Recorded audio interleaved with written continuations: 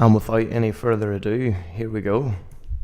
What's happening, guys? Welcome to the first ScottCast. For any of you that haven't seen the previous videos, this is the full-length podcast, and you guys will see some of the more behind-the-scenes stuff happening, transitions and stuff like that.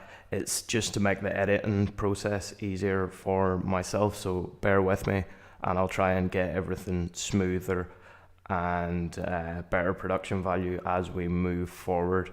The full-length podcast will have extra bits in between stories, and then the stories will be cut up into individual clips. So maybe if you're working on a tighter time frame, you can just check out the clips, but there'll be lots of extra fun bits in the full-length podcast. So if you have time, you should definitely check that out too. So without any further ado, here we go.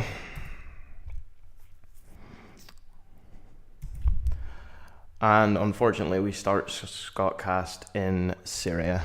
After chemical attacks in Syria last week, Trump said that he would be sending missiles to hit military installments in Syria, to which Vladimir Putin replied that they would be shot down if they did send any missiles that direction. Trump took his usual diplomatic response and replied, "Russia vows to shoot down any and all missiles fired at Syria. Get ready, Russia. They're coming. Nice and new and smart. You shouldn't partner with a gas-killing animal who enjoys it." So, yes, you are not mistaken. That is the President of the United States, potentially starting World War III on Twitter. Classy as always. And they have since sent missiles to installments in Syria without any great success, but not in Trump's eyes, of course. He replied, also on Twitter, "A perfectly executed strike last night. Thank you to France and the UK for the wisdom and power of their fine military. Could not have had a better result. Mission accomplished." Well, that's that then. That's probably the Middle East sorted. Happy days. And speaking of the UK, Theresa May authorised the strikes in Syria without parliamentary consent, and with the majority of the UK population being against more war in Syria. So she's facing the backlash for that at the minute. It's just very interesting because it's all being done under the guise of being humane and going against the gas attacks, which undoubtedly are an atrocity. But the hypocrisy is rife as we're currently propping up Saudi Arabia, who, if you don't know what's happening in Yemen at the minute, you'd be forgiven not for knowing, because there's essentially media silence on it. But Yemen at the minute, we have over 3 million people displaced, 22 million people in need of humanitarian aid, out of a population of 27.5 million people. So that's 80% of the population. And America and the UK continue to sell arms to Saudi Arabia without a qualm. So the hypocrisy is rife, no doubt. Not to mention that, you might also not have heard that there is more shit going on in Gaza as usual, and of course the UK and US government continue to support Israel without question, though I suppose we should probably be used to this by now. So yeah, the world's fucked up, as it always is. I'm sure you guys aren't surprised, but something is surprising is happening with the Trump presidency, something that is actually quite unexpected. I'll show you a video clip and we'll come back and talk about it in just a moment. Or are we sure all of this is real? Do we really know that Assad was behind the gas attack? It's not a defense of Assad, but it's an obvious question. How could we know that conclusively so soon after the attack happened? We didn't have any Americans on the ground. And why would Assad do that, given the certainty it would hurt his own interests? And while we're on the subject, by the way, why is a war in Syria a good idea for the United States in the first place? How would it make us safer, happier, more prosperous? Those seem like reasonable questions to us. In fact, the exact questions you'd want your policymakers to ask. But no, they're not asking them, and they're offended to hear them. The first person we asked those questions to, Republican Senator Roger Wicker of Mississippi, implied that we were somehow allied with Vladimir Putin just for asking. Other than that, Wicker had no answers at all. It was embarrassing, yet he didn't seem embarrassed at all. Others just denounced us right off the top. Jennifer Rubin of the Washington Post tweeted this, quote, "He is insane," meaning me. "Fox is not a news organization. That is all." Noah Rothman of Commentary called this show, quote, "nothing less than undiluted Russian propaganda." Seth Mandel of the New York Post summarized the criticism perfectly when he tweeted this, very simply, "Shut the F up." These are journalists, by the way. No explanation. Of course, shutting the F up is the whole point of tweets like that. They want you to be quiet. They want you to do what you're told. No more questions. Shut up and obey. There's no chance of that, though. Sorry.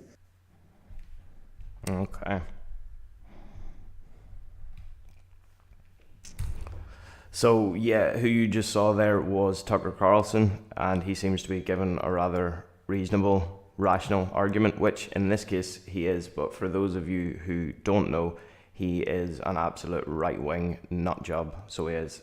Within the last couple of weeks, he's attacked the survivors of the Florida Parkland shooting, saying that essentially if you're not old enough to buy a gun, you shouldn't have any right to talk about the legislation. So you can get killed by them, but you don't have any say in legislation. So do not be mistaken. Who you just saw there is conservative through and through, and you may have noticed that it was on Fox News channel, which is conservative Republican propaganda in America. That's essentially undisputed by almost anyone.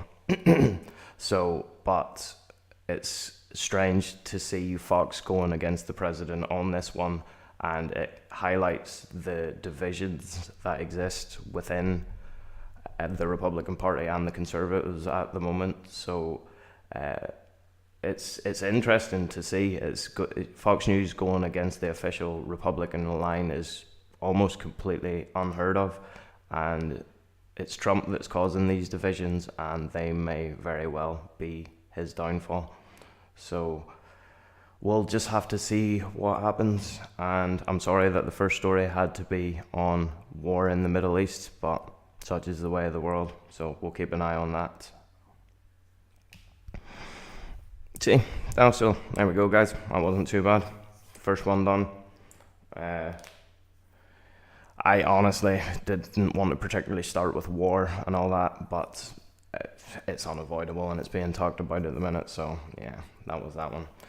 Okay, so now we're going to talk about a couple of people that we have recently lost, and then we'll finish with something more lighthearted. Don't worry, guys, it's not all doom and gloom. I've got a very amusing video to finish off, so stay tuned and it will get lighter, I promise.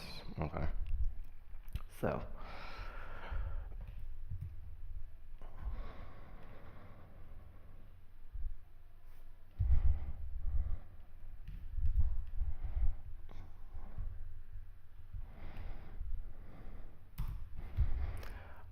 we have a few deaths to announce. No, let's do that opener again. That doesn't sound good. Okay, hold on.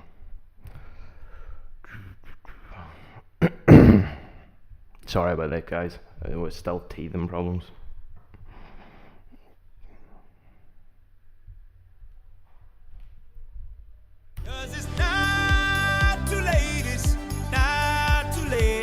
I see the hope in your heart, and sometimes you lose and sometimes you're shooting broken arrows in the dark. Okay, and we found out last night, no, that's bollocks as well. This is so difficult. Okay, we're going to start this again, guys. So, here we go. You guys ready? Wait for it. 'Cause it's not too late, it's not too late. I see the hope in your heart, and sometimes you lose and sometimes you're shooting. We heard several days ago of the death of the famous DJ Avicii. Died aged 28, found in a hotel room in Oman. Cause of death has not been released as of yet, though he has had a lot of health problems in the past. He suffered from pancreatitis, possibly caused by drinking problems. And yeah, Avicii's an interesting one because in general that genre is not my type of music at all, but I absolutely loved Avicii. His choice of vocals and lyrics and how it was all put together was just something else entirely, and people used to be surprised when I said that I was a fan of Avicii because it's so outside my general tastes in music, but there is no doubt that the man was an absolute legend. So we say goodbye to him, and we have another person passed this week. So Ermey, who most of you will know from this, the drill sergeant in Full Metal Jacket, but also roles in Seven, the Texas Chainsaw Massacre reboot, and something that I didn't realize until I was researching for this here, but he's the voice of Sarge in Toy Story. So an absolute legend, and let's see the man in action. Okay, and again, sorry guys, I'll have to cut all this.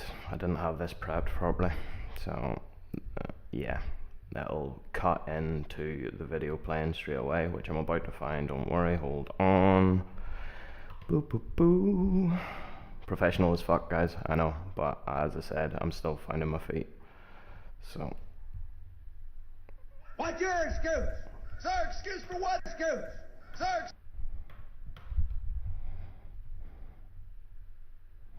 What's your excuse? Sir, excuse for what, sir? I'm asking the fucking questions here, Private. Do you understand? Sir, yes, sir. Well, thank you very much. Can I be in charge for a while? Sir, yes, sir. Are you shook up? Are you nervous? Sir, I am, sir. Do I make you nervous? Sir. Sir, what? Are you about to call me an asshole? Sir, no, sir. How tall are you, Private? Sir, 5'9", sir. 5'9". I didn't know they stacked shit that high. You trying to squeeze an inch in on me somewhere, huh? Sir, no, sir! Bullshit, it looks to me like the best part of you ran down to cracking your mama's ass and ended up as a brown stain on the mattress. I think you've been cheated. Where in the hell are you from anyway, Private? Sir, Texas, sir! Holy dog shit, Texas, only steers and queers come from Texas, Private Cowboy. And you don't much look like a steer to me, so that kind of narrows it down. Do you suck dicks? Sir, no, sir! Are you a Peter Pupper? Sir, no, sir! I'll bet you're the kind of guy that would fuck a person in the ass and not even have the goddamn common courtesy to give him a reach around. I'll be watching you.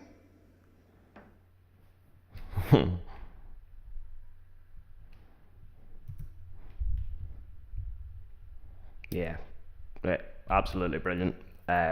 Probably just going to go down as the iconic drill sergeant in a film ever. So yeah, another one that we send off back into the cosmos. And finally, 1/3 death this week, and then I promise we can stop talking about death.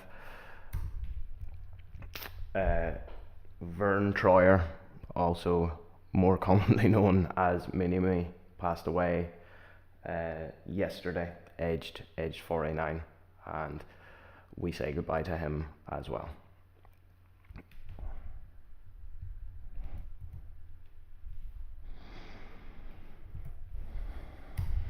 Okay guys, and one more. As I promised, we would do something more fun, so we'll have we have a good one. I have a great clip lined up. I'll just have it ready to go this time, as opposed to having to do all that fucking clicking and messing about after we try to get it going. So just bear with me as I get it loaded up into VLC player. Re-explain to me why I could eat pork.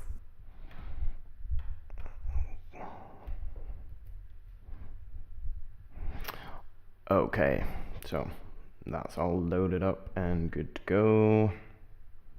So we will start. We'll start with our opener.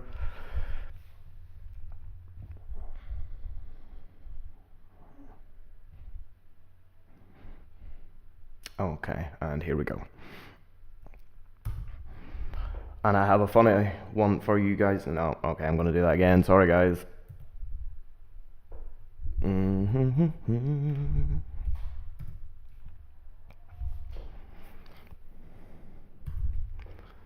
we have a cracking video to finish our first podcast with today. This is absolutely exceptional. I will give you no introduction. I will just let you watch for yourself, and then we will come back and talk about it. But all I can say is, wow.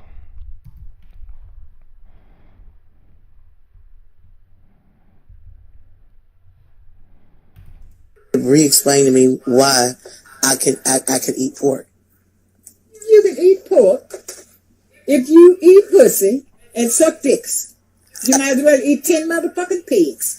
Because the Bible speaks of consuming human flesh as much as it speaks of eating pork. So if you suck a dick and swallow the ejaculation, you might as well eat you 10 motherfucking pigs. If you eat pussy and swallow the fluid from the pussy, you might as well eat you 10 motherfucking pigs. Because the sperm was made to fertilize the egg, and ain't now one of them coming from the goddamn mouth. Oh, Jesus. It's coming from your personal body parts. The sperm fertilizes the egg, which is in your ovaries. Ain't no eggs in your fucking mouth. It's nothing there but sin, lust, and goddamn pleasure. And it all falls under the same umbrella. Sin and consumption. But eating pork will give you high blood pressure. Eating pussy will fuck you up on the inside in a long run. Eating dick will fuck you up in a long run from the inside. That's why we got AIDS and all this other bullshit around here. But okay, so the term eating vagina, it's you're more so licking. You're not really eating it. Well, then you're consuming the shit that comes from the licking. You're consuming the body fluids. You're a nasty motherfucker. No. You're nasty, and then you eat a fucking pig. Okay.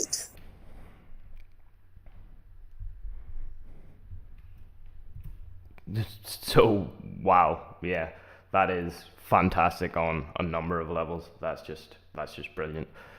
Her in general is just funny, but my biggest amusement from that video is the fact that she says if you break one of the rules, then fuck it, you might as well break all of them, which is a bit of a strange interpretation, but I find it quite amusing. If you guys have any other crazy videos of religious nuts or anything interesting, then you guys should send it to us. I would love to see it, but I just thought that was fantastic and that you guys needed to see it. Okay, and that is us. Sorry for all the technical issues and stuff, guys, but that is number 1 done, and as I get more practice and as we keep going, it should all clean up. But thank you very much for watching, and if I can find it, if you like what you saw and you want more content, then subscribe in the corner, and I will see all you guys very soon. Peace and love.